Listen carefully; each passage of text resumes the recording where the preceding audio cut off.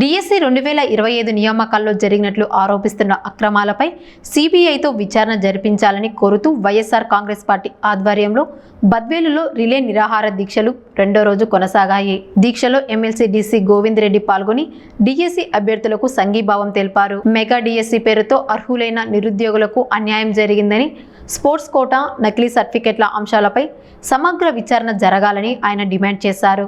డిఎస్సిపై CBI విచారణ చేపట్టాలని, విద్యాశాఖ మంత్రి బాధ్యత వహించాలని, నిరుద్యోగ భృతి, ఫీజు రియంబర్స్మెంట్, వసతి దీవెన బకాయిలను వెంటనే విడుదల చేయాలని కోరారు. తమ డిమాండ్లు నెరవేరే వరకు ఉద్యమం కొనసాగిస్తామని స్పష్టం చేశారు.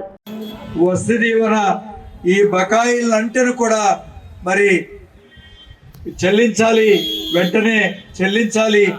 దీనివల్ల విద్యార్థులు పెద్ద ఎత్తున నష్టపోతున్నారు అనేటువంటి విషయాన్ని కూడా మరి ప్రజలకు తీసుకెళ్ళి ప్రజల కోసం వైఎస్ఆర్ కాంగ్రెస్ పార్టీ చేస్తున్నటువంటి ఈ దీక్షలను అందరూ కూడా మద్దతు ఇవ్వాలని చెప్పి కూడా కోరుతున్నాం. అదేవిధంగా నిరుద్యోగ భృతిని కూడా పెద్ద ఎత్తున మరి ఖచ్చితంగా అమలు చేయాలి రాష్ట్ర ప్రభుత్వం అనేది కూడా మన డిమాండ్ అని చెప్పి ఈ సందర్భంగా తెలియజేసుకుంటున్నాం.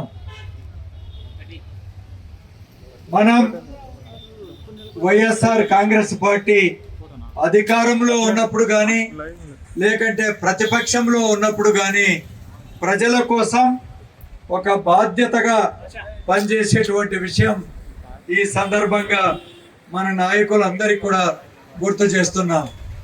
మనం అధికారం పరమావధి కాదు, ప్రజల కోసం పాటుపడాలి. ప్రజల యొక్క కష్టాలు, వారికి ఏ ఇబ్బందులు పడినా కూడా వారి ఎన్నంటూ ఉండాలి అనే ఉద్దేశంతోనే మనకు ముందుకు పోతున్నాం. అందుకనే మనం జగన్మోహన్ రెడ్డి గారికి మరి అన్ని పరిస్థితుల్లో కూడా పెద్ద ఎత్తున మద్దతు లభిస్తూ ఉంది. పోయిన సంవత్సరం మనకు సీట్లు రాకపోయినా 40% పైగా ఓట్లు వచ్చినటువంటి విషయం మీ అందరికీ నేను గుర్తు చేస్తున్నా. మనం బద్వేల్ నియోజకవర్గంలో ఇలాంటి పరిస్థితుల్లో కూడా మనం 20,000కు పైగా మొన్న జరిగినటువంటి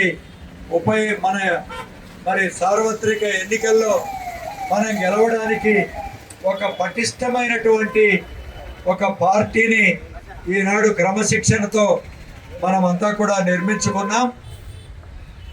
బద్వేల్ నియోజకవర్గంలో ఉండేటువంటి ప్రతి నాయకులను కూడా, కార్యకర్తలందరినీ కూడా ప్రజల కోసం పాటుపడాలి అనేటువంటి ఒక ఉద్దేశంతో నిర్మించుకున్నటువంటి ఒక రాజకీయ పార్టీగా మనకు రాష్ట్రంలోనే ఒక గుర్తింపు ఉంది.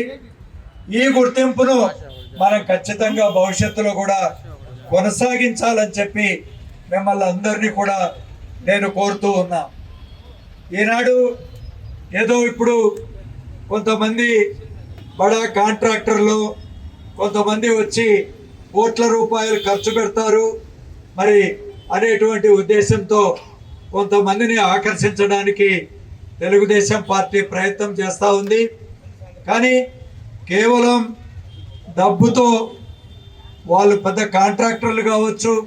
ఒక కాంట్రాక్టర్ ఎలా ఉంటాడు అంటే డబ్బు ఎలా ఖర్చు పెట్టాలి, డబ్బుని ఎలా సంపాదించాలి అనే ఉంటుంది.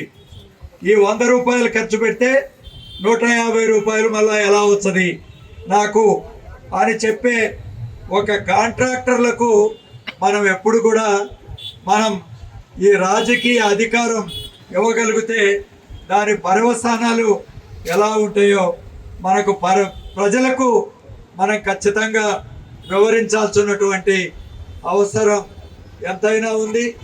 అందుకనే ఎవరో కొంతమంది స్వార్థపరులు వాళ్ళు డబ్బు ఇస్తారని ఎరవేస్తే మనం అందరం కూడా ఏదో కొంతమందిని అలా వెళ్ళిపోవడానికి అక్కడక్కడ ప్రయత్నాలు జరుగుతున్నాయి.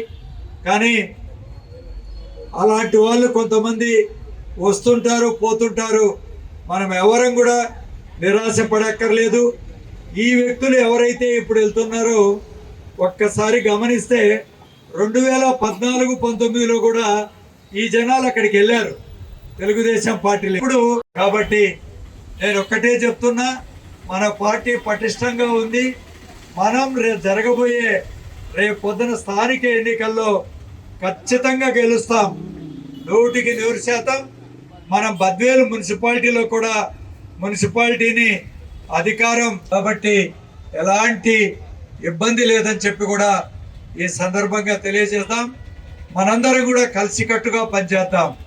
వైఎస్ఆర్ కాంగ్రెస్ పార్టీలో మనకు ఇలాంటి యువత కొన్ని వందల వేల మంది ఈనాడు మనకు మద్దతుగా ఉన్నారు.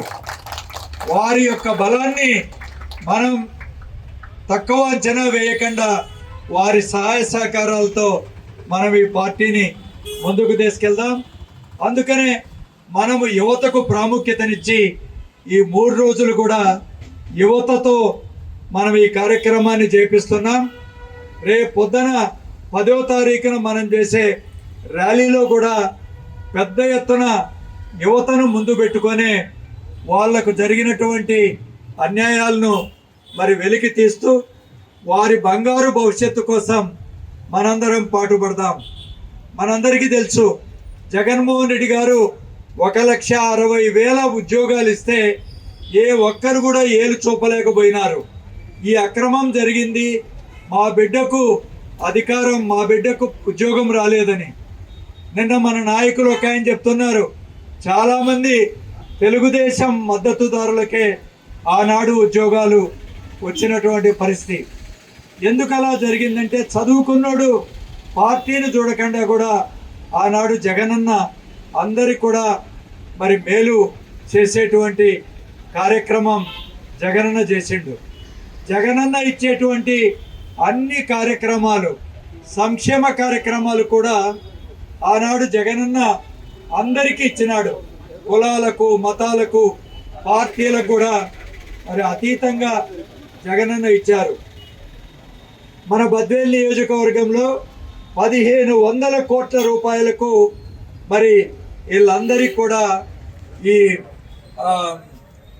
మరి మహిళలకు కానీ రైతులకు కానీ 5 సంవత్సరాల్లో 1,500 కోట్ల రూపాయలకు 36 సంక్షేమ కార్యక్రమాలు జగనన్న ఇచ్చినాడని చెప్పి కూడా ఈ సందర్భంగా నేను తెలియజేస్తున్నాను.